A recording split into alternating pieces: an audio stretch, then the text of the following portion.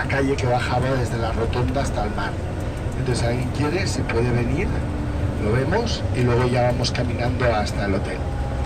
Entonces, Tesalónica había sido siempre una ciudad importante porque está en la Vía Ignacia, está en una zona también de comunicación marítima, no era una ciudad menor del Imperio Romano, pero nunca había tenido un papel de primer orden, puesto que, digamos, que habían sido otras las ciudades que habían sido elegidas como capitales de provincias y demás. Entonces, en el siglo IV tenemos un problema importante en el imperio, que viene siglo III, que denominamos crisis del siglo III.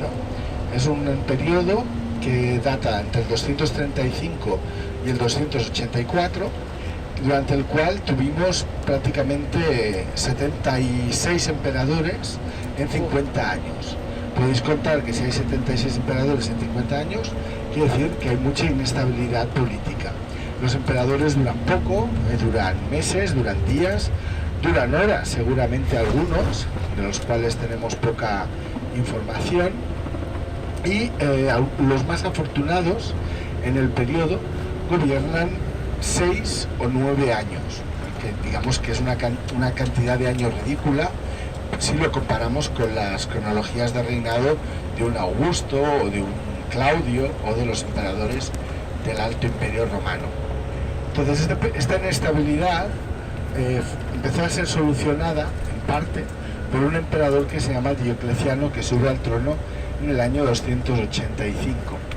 Diocleciano no era senador, era de la clase de los ecuestres, clase dedicada principalmente a la guerra, y por lo tanto, más que cultura, digamos, administrativa, lo que tenía era cultura militar. Y él, para superar esta crisis, que evidentemente no se acabó el día que él subió, sino que amenazaba con continuar por largo tiempo más, pensó en una solución estratégica de controlar o dar seguridad a las fronteras. Y su idea fue la de dividir el imperio en porciones, en agrupaciones provinciales, de manera que él, juntamente con otros colaboradores, pudieran acometer con más facilidad la defensa de las fronteras. De alguna manera, él pensaba que hasta que las fronteras no fueran seguras, no se podría salvar al Imperio Romano. Aprovechándose de esta anarquía interna que hacía que los emperadores duraran tan poco, pues eran muchas las poblaciones que habían invadido el imperio. Entre otros, por ejemplo, los godos. Los godos habían llegado a Delfos, habían entrado en Grecia, habían llegado hasta Atenas. Por lo tanto, no solo era una cuestión de que hubiera una lucha constante dentro del imperio por el trono, sino que también había una cuestión de que esas luchas habían debilitado la frontera.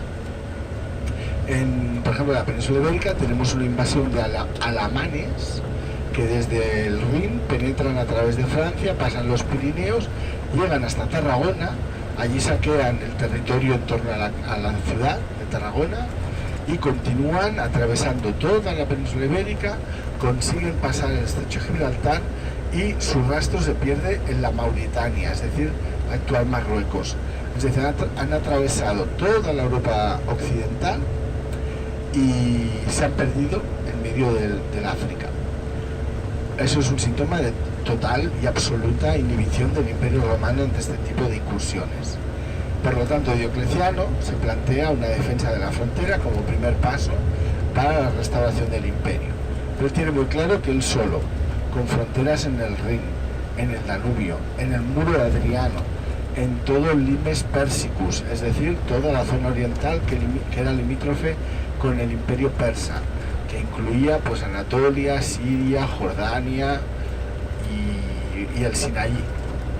Y luego también todo el limes berbericus, es decir, toda la frontera que limitaba por el sur con el África, digamos, subsahariana, pues evidentemente él solo no se veía capaz. Entonces, en el año 284, él escoge a un colega que se llama Maximiano y le da todo el occidente. Y esa es la primera estrategia que desarrolla Diocleciano, dividida entre dos. Él se reserva el oriente con capital en Nicomedia y a su colega Maximiano le da el occidente con capital en Milán. De esta manera el imperio son dos gobernantes, pero que actúan como a una. El ideal que gobierna este espíritu, digamos, de gobierno es el de la concordia entre los augustos, y aparece representado en unas pocas esculturas de la época en la que se ve a los dos emperadores, Diocleciano y Maximiano, abrazados. Si uno mira las caras de estas estatuas, es muy difícil saber quién es quién, porque son idénticas, se les hace con la misma cara. ¿Y esto con qué mensaje? Bueno, porque el imperio está acostumbrado, por los 50 años precedentes, a que cuando sale un emperador, enseguida le surja un usurpador. Por lo tanto, de esta manera, Diocleciano está como lanzando un mensaje de calma. Está diciendo, no, tranquilos, hay dos emperadores, pero simplemente es porque nos hemos dividido la faena. Los dos somos la misma persona, los dos somos iguales. Y por lo tanto se les representa abrazados, que es el gesto de la unión, ¿no?, por excelencia, y luego con la misma cara en un intento de demostrar que son hermanos, es decir, que están unidos en el gobierno. Esto dura hasta el 293. Entonces, en el 293 muchos de los problemas del imperio se han solucionado, pero no todos. Y por lo tanto Diocleciano decide llevar más allá su reforma y en vez de dos emperadores, que haya cuatro. Es decir, a cada uno de los dos emperadores que ya había, Diocleciano le busca una especie de príncipe heredero sucesor, pero que ya empieza a gobernar en vida de los emperadores reinantes. Entonces, él se escoge como heredero, como su heredero, a un general que se llamaba Galerio, y a Maximiano le busca un sucesor como César, que le llama Constancio Cloro. Y de esta manera, donde había dos, ahora hay cuatro. Y evidentemente eso requería de volver a dividir el imperio. Ahora hay que buscar cuatro partes. Entonces lo que hace es dividir Oriente y Occidente en dos. De esta manera, Occidente queda dividido en una porción que agrupa la Gran Bretaña y Francia, que es la que se entrega al César, Constancio Cloro. Su capital será Tréveris, en Alemania. Y luego tenemos el resto de Occidente, que es Hispania, Italia y África, que sigue en manos de Maximiano, con capital en Milán. En Oriente, Diocleciano se reserva Asia Menor, el Levante y Egipto, con capital en Nicomedia, y los Balcanes, con la inclusión de Creta, los deja en manos de Galerio, con capital en Tesalónica. Entonces es cuando se busca una ciudad que pueda servir de capital para esta unidad geográfica, que teniendo como epicentro los Balcanes, pues evidentemente Tesalónica es un lugar estratégico. Está relativamente cerca de la frontera del Danubio, pero también es puerto, con lo cual con los barcos puede acudir, ¿no?, por ejemplo, para reforzar la frontera danubiana, ¿no?, a través de las bocas del Danubio. Puede enviar barcos que vayan y entren por las bocas del Danubio. Por lo tanto, la capitalidad tesalónica es una capitalidad geoestratégica determinada por su posición. Y durante todo el reinado de Galerio, esta es su principal residencia. Galerio fue un monarca muy activo en la zona de los Balcanes. En Serbia tiene un palacio espectacular, en una ciudad que se hizo construir, es profeso, que se llama Garicingrad, en la antigua se llamaba Romuliana, pero es una ciudad, digamos, que prácticamente es un castillo, de unas murallas extraordinarias, unas torres poligonales realmente admirables, y la zona del palacio es una que se ha conservado bastante bien, recuerda un poco un castillo medieval, con su zona del homenaje y demás. No se conserva en altura, las murallas sí, el palacio no se conserva en altura, pero es un ejemplo muy interesante de cómo el castillo medieval ya empieza a tener sus raíces en esta época de tanta inseguridad para el imperio, que obliga a replantearse cómo construir las cosas. Por ejemplo, este castillo Garicingrad tiene foso, tiene puente levadizo, por lo tanto es todo un ejemplo de castillo de época medieval, y sin embargo estamos en el siglo IV. Entonces, como en Tesalónica, como nueva capital, el emperador tuvo que reservarse todo un barrio. Igual pasó en Milán, igual pasó en Tréveris, igual pasó en Nicomedia.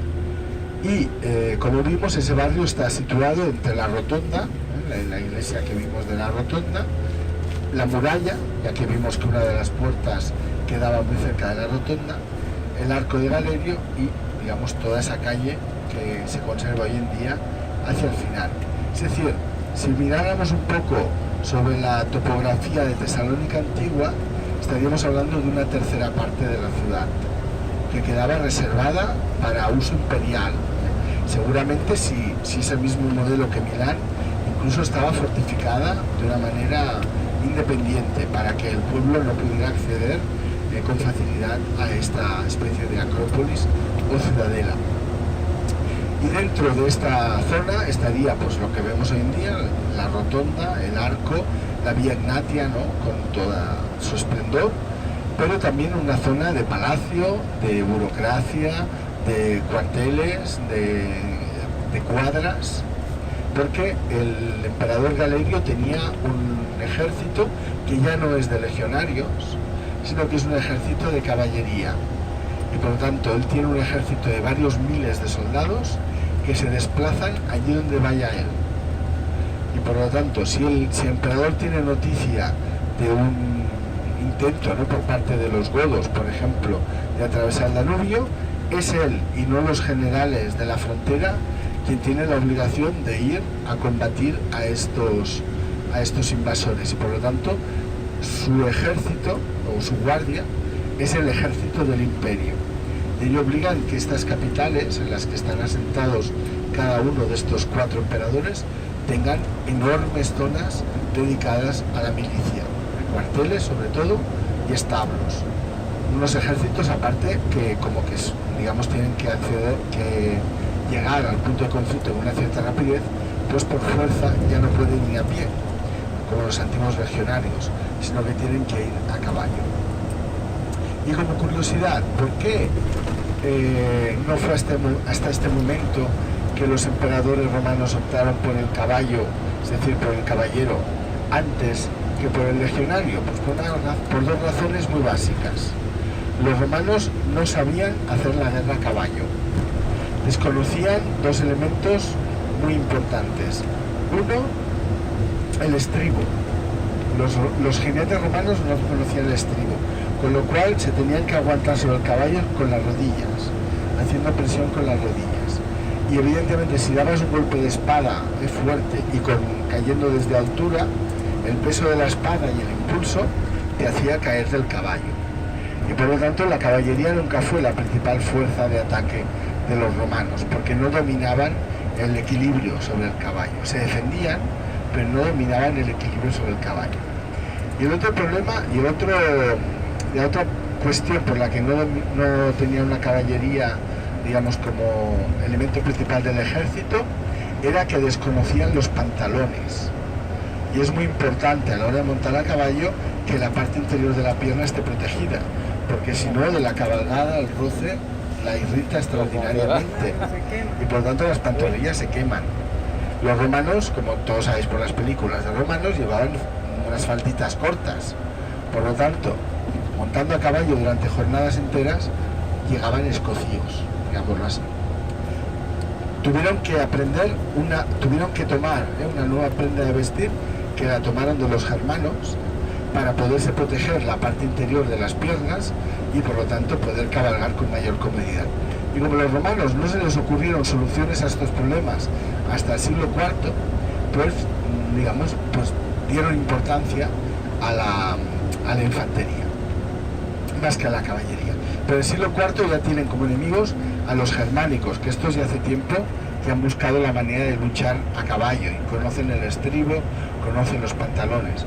Y por lo tanto los emperadores del siglo IV, por ejemplo Galerio, pues ya tuvieron que buscar la manera de combatirlos en pie de igualdad, si no estaban muertos. La infantería contra la caballería tiene todas las de perder. Entonces Tesalónica, como digo, fue la capital de Galerio, que es un emperador que reina entre el 293 y el 311. Muere de gota, él estaba agonizando y publicó un edicto que se conoce como Edicto de Tesalónica o Edicto de Tolerancia, en el que ponía fin a la persecución de su colega Diocleciano.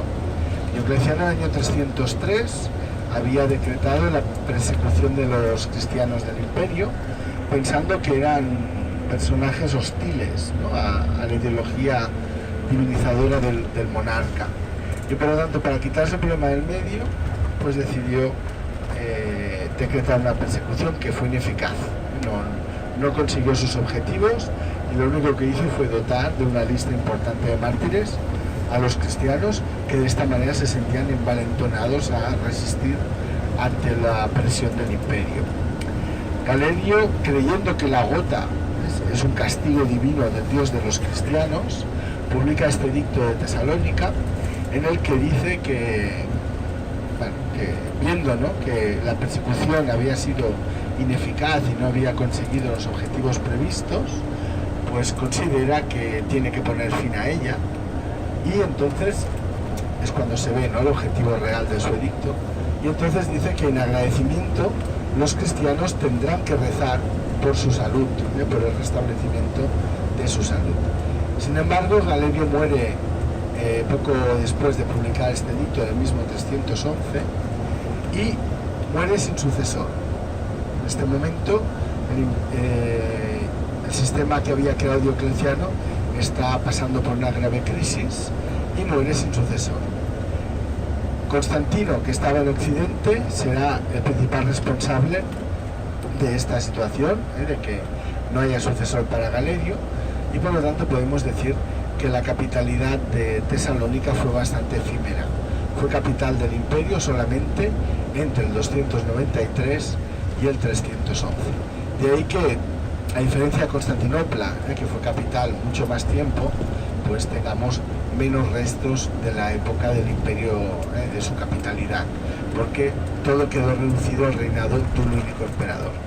Su sucesor, como digo, fue Constantino. Constantino incorporó estas partes de los Balcanes, residió en Tesalónica, como en otras ciudades de los Balcanes, como Sérdica, como Sirmio. Sabemos que publicó algunas leyes desde Tesalónica, que hizo moneda desde Tesalónica, pero nunca la consideró su capital. Constantino llegó a Oriente y tenía claro que ninguna de las ciudades que la tetrarquía, el sistema instaurado por Diocleciano a los 4 emperadores, tetra en griego es 4, que el sistema de tetrarquía había elegido no le servían, y por lo tanto fundó una nueva capital, que fue la que utilizó como base real, como base regia, como sede regia, durante el resto de su reinado, que fue Constantinopla, una ciudad epónima que llevaba su nombre y que suplantaba a la antigua Bizancio, una ciudad pequeñita, pero muy bien estratégicamente situada en el Bósforo, y que Constantino vio las posibilidades a la hora de simbolizar la unión entre Oriente y Occidente. Y por lo tanto Tesalónica continuó siendo, después de este periodo, una ciudad importante, una ciudad representativa de los Balcanes, pero ya nunca más volvió a ser capital del Estado romano. Los bizantinos tampoco lo utilizaron como capital. No obstante, en Tesalónica sí que tuvo lugar un hecho de una relativa trascendencia, que nos indica que aunque perdió la capitalidad política, sí que continuó siendo una capital cultural. Aquí fue donde se formaron Cirilo y Metodio, considerados los apóstoles de los eslavos. Fueron 2 monjes de Tesalónica, cultos, que hicieron un alfabeto para poder difundir entre los eslavos mejor el Nuevo Testamento. Y por lo tanto ellos utilizaron las letras griegas, debidamente adaptadas a la fonética de la lengua eslava, y crearon ese alfabeto con el cual hoy en día escriben los rusos, los serbios, es decir, todas las poblaciones ortodoxas eslavas, que se conoce como alfabeto cirílico. Se atribuye a esta pareja Cirilo y Metodio. Pero no solo eso, también, pues como apóstoles de los eslavos, crearon escuelas en las que se traducía del griego al eslavo, utilizando este alfabeto, textos bizantinos, el Nuevo Testamento, y por lo tanto crearon una cultura religiosa propia de eslavos, de búlgaros, de serbios, de moldavos, con el tiempo también de rusos, que favoreció la expansión del cristianismo más allá del Danubio, a regiones donde nunca antes había llegado esta religión. Y por lo tanto, digamos que Tesalónica de esta manera se convirtió en una especie de capital cultural y religiosa del mundo bizantino, pero más concretamente también de estos apóstoles de la islamización.